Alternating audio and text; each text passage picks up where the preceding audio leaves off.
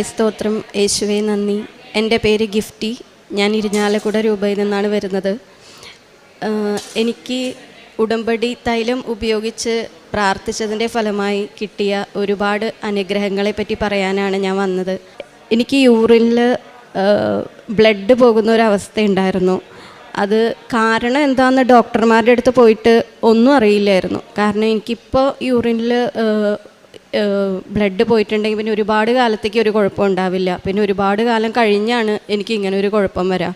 അപ്പോൾ ഞാൻ ഡോക്ടർമാരുടെ അടുത്ത് പോയിട്ട് ടെസ്റ്റിലൊന്നും ഒരു കുഴപ്പമില്ല, ഡോക്ടർ ചെക്ക് ചെയ്യുന്നതിലൊരു കുഴപ്പമില്ല, ഒന്നിലും ഒരു കുഴപ്പമില്ല.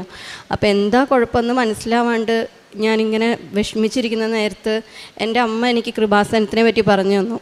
പക്ഷേ എനിക്ക് കൃപാസനത്തിൽ ആ ഒരു ടൈമിൽ എന്താണെന്നോ ഏതാണെന്നോ ഒന്നും അറിയില്ല. പിന്നെ പതുക്കെ ഞാൻ കൃപാസനത്തെ പറ്റി കൂടുതൽ പഠിക്കുകയും യൂട്യൂബിൽ കണ്ട് അച്ഛൻ്റെ ടോക്കുകൾ കണ്ട് കൂടുതൽ വിശ്വാസം വരികയും പിന്നെ കൃപാസനത്തിലെ വന്ന് ഉടമ്പടി എടുത്തു. കൃപാസനത്തിൽ അച്ഛൻ്റെ ധ്യാനം കണ്ട് പ്രാർത്ഥിച്ചു, ആരാധനയുടെ സമയത്ത് പ്രാർത്ഥിച്ചു. ആ നേരത്തെ ഞാൻ ഈ രോഗത്തിനെ പറ്റി പ്രാർത്ഥിച്ചതിൻ്റെ ഫലമായിട്ട് ഈ കംപ്ലീറ്റായിട്ട് ഈ രോഗം എനിക്ക് സൗഖ്യപ്പെട്ടു. പിന്നെ എനിക്ക് ഒരിക്കലും ഈ രോഗം വന്നിട്ടില്ല. പിന്നെ ഒരു ദിവസം പെട്ടെന്ന് എനിക്ക് വയറുവേദന ശക്തമായി വന്നു. അപ്പോൾ ഡോക്ടറിൻ്റെ അടുത്ത് പോയി എന്താ പറ്റിയത് അതെന്നറിയാത്തതുകൊണ്ട് ഡോക്ടർ CT സ്കാൻ എടുക്കാൻ പറഞ്ഞു. CT സ്കാൻ എടുത്തപ്പോൾ ഡോക്ടർ പറഞ്ഞു എനിക്ക് അപ്പൻഡിക്സ് ആണെന്ന് പറഞ്ഞു, പെട്ടെന്ന് ഓപ്പറേഷൻ ചെയ്യണമെന്ന് പറഞ്ഞു, ഹൈലി ഇൻഫെക്റ്റഡ് ആണെന്ന് പറഞ്ഞു. ഇത് കേട്ടപ്പോൾ ഞങ്ങൾക്ക് ആകെ വിഷമമായി, എന്താ ചെയ്യണ്ടേ എന്ന് അറിയാണ്ട് ആകെ കൺഫ്യൂസ്ഡ് ആയിപ്പോയി. കാരണം ഓപ്പറേഷൻ ചെയ്യാൻ ഞങ്ങൾക്ക് തീരെ താല്പര്യം ഉണ്ടായിരുന്നില്ല. ഞങ്ങൾ UAE വർക്ക് ചെയ്യുന്നത്.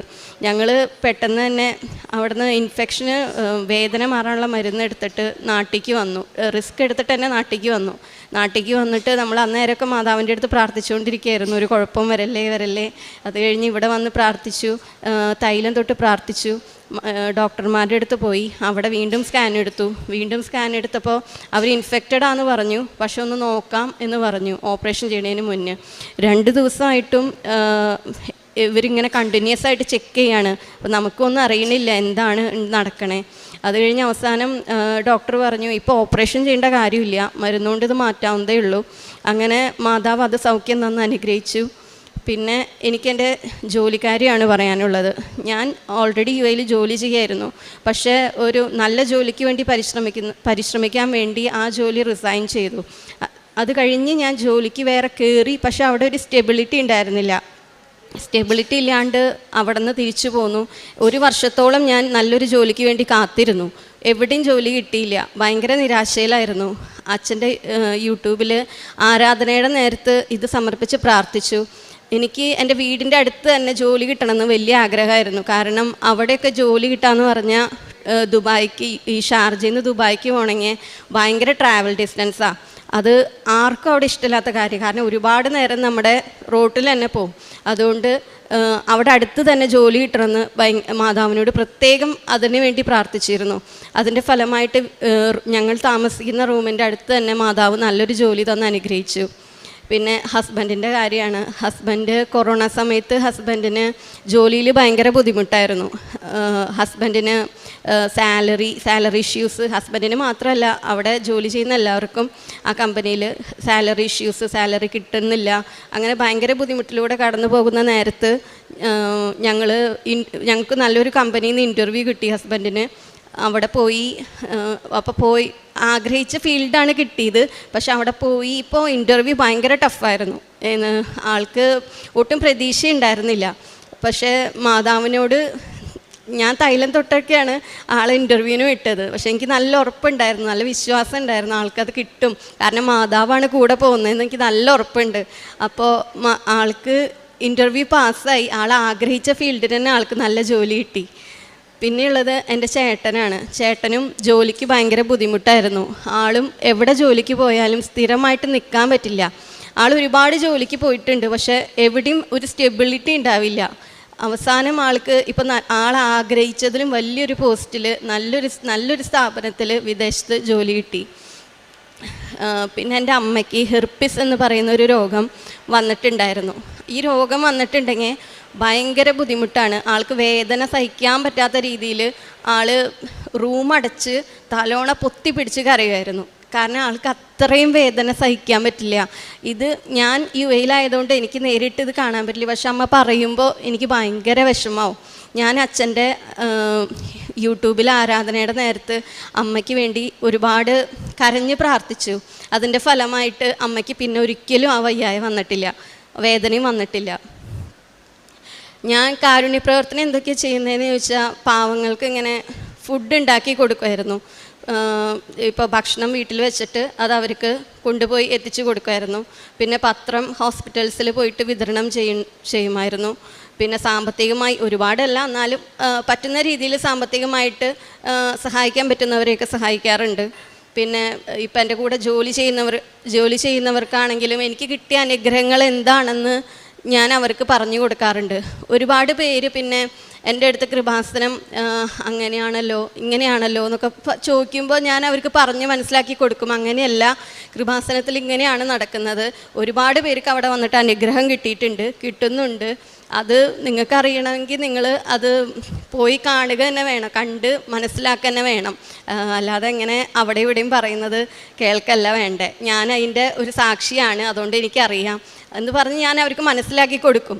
പറ്റുന്ന രീതിയിൽ എല്ലാവർക്കും പറഞ്ഞു കൊടുക്കാറുണ്ട്. പ്രാർത്ഥനാ ജീവിതമാണെങ്കിലും പണ്ട് നമുക്ക് ഉടമ്പടി എടുക്കുന്നതിന് മുൻപ് ഒരുപാട് ഞാൻ പണ്ട് തൊട്ടേ വിശ്വാസിയാണ്. ഈശോയോടൊക്കെ ഭയങ്കര ഇഷ്ടമാണ്, മാതാവിനോട് ഭയങ്കര ഇഷ്ടമാണ്.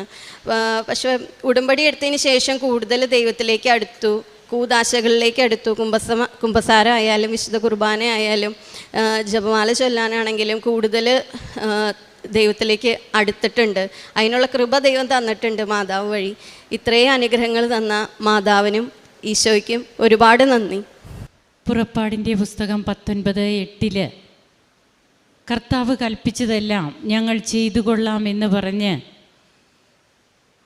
ഉടമ്പടി ജനത, അതായത് ദൈവത്തിൻ്റെ തിരഞ്ഞെടുക്കപ്പെട്ട ജനത മോശയോട് പറയുകയും പിന്നീട് മോശ ദൈവത്തിന് വേണ്ടി പ്രാർത്ഥിക്കുമ്പോൾ ഞാൻ തന്നെ നിൻ്റെ കൂടെ വരികയും നിന്നെ ആശ്വസിപ്പിക്കുകയും ചെയ്യും എന്നുള്ള തിരുവചനങ്ങൾ നമുക്ക് കാണുവാൻ കഴിയും.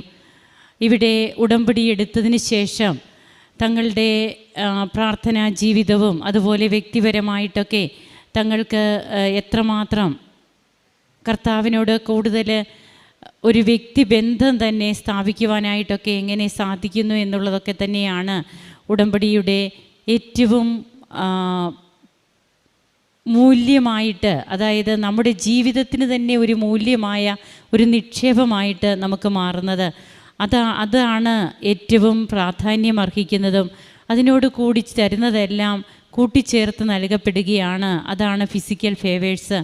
ഇതിവിടെ തൻ്റെ രോഗസൗഖ്യങ്ങൾ, തനിക്കും തൻ്റെ മമ്മിക്കും ഒക്കെ ലഭിച്ച രോഗസൗഖ്യങ്ങൾ, പിന്നീട് ഈ മകൾക്ക് തന്നെ മകളുടെ ജോലി, സ്ഥിരമായിട്ട് ഒരു ജോലി തനിക്ക് ലഭിക്കാതിരുന്ന സാഹചര്യത്തിൽ ഉടമ്പടിയിലൂടെ ബഹുമാനപ്പെട്ട VP ജോസഫ് അച്ഛൻ്റെ ഉടമ്പടി ധ്യാനമൊക്കെ പ്രത്യേകമായിട്ട് കൂടി അതിൽ പ്രാർത്ഥിച്ചുകൊണ്ടിരിക്കുമ്പോഴൊക്കെ തന്നെ തനിക്ക് ജോലി സാധ്യതകളൊക്കെ വരുന്നതും തൻ്റെ ഹസ്ബൻഡിൻ്റെ ജോലിയുടെ കാര്യവും അങ്ങനെ തങ്ങൾക്ക് ഇന്ന് ഏറ്റവും സന്തോഷകരമായ രീതിയിൽ തങ്ങളായിരുന്ന ഒരവസ്ഥയിൽ നിന്ന് മാറിയിട്ട് അത് സ്പിരിച്വലാണെങ്കിലും ഫിസിക്കലാണെങ്കിലുമൊക്കെ ദൈവം എങ്ങനെയാണ് തങ്ങളെ കൈപിടിച്ച് നടത്തിയത്, അതാണ് ഇന്ന് ഈ മക്കൾ ഇവിടെ വന്നതെന്ന് സാക്ഷ്യം പറയുക. ഗിഫ്റ്റി അരുൺ എന്ന മകളും ഹസ്ബൻഡും ആ സാക്ഷ്യമാണ് നമ്മുടെ മുമ്പിൽ പങ്കുവയ്ക്കുന്നത്. അപ്പോൾ പലപ്പോഴുമൊക്കെ ഓപ്പറേഷൻ പറഞ്ഞ സാഹചര്യങ്ങളിൽ നിന്നൊക്കെ തന്നെ ഉടമ്പടി നേർച്ച വസ്തുക്കളിലൂടെ സൗഖ്യ അനുഭവം കിട്ടുന്നു.